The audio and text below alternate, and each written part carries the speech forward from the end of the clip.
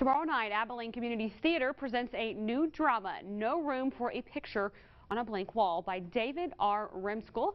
Here to tell us more about the show is Shay Cheek and Kathy Fisher. Thank you for joining us today. I hope I said his name right. How do you say it? Rimskull. Rimskull. Okay, I want to make sure we got that right. All right, he is has local ties. So tell us about the author of this play. He's a graduate of McMurray University and wrote this play, I believe it's been about 3 years ago, and won a state award with it. It was actually his second time in a row to win an award for a different plays, but this one was done by McMurray and picked up by a publishing company last year, and we're putting it on. And so this is really emotional. I feel like everyone has a connection to Alzheimer's. My grandmother had Alzheimer's. Really, everyone out there knows somebody with this disease. So tell us how y'all are kind of bringing it to the forefront and bringing awareness to this disease.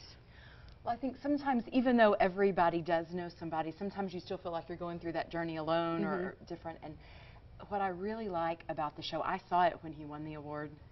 I saw that version of it, is that it gives the disease sort of the personification that you sort of feel like it has when it is stealing someone from you.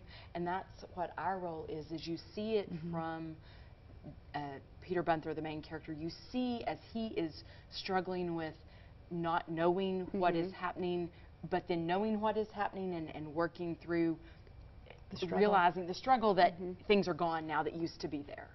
And so tell us about the kind of star in this show and how it goes through his life of getting the diagnosis and to how it ends. His name is Peter Bunther, and I believe he's 61 years old, played by David Ainsworth of McMurray University.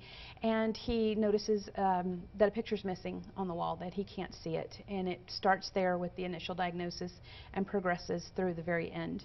And it's represented by everything disappearing in his life and him struggling to hold on to the things he loves. And without giving too much away. It's a very powerful story.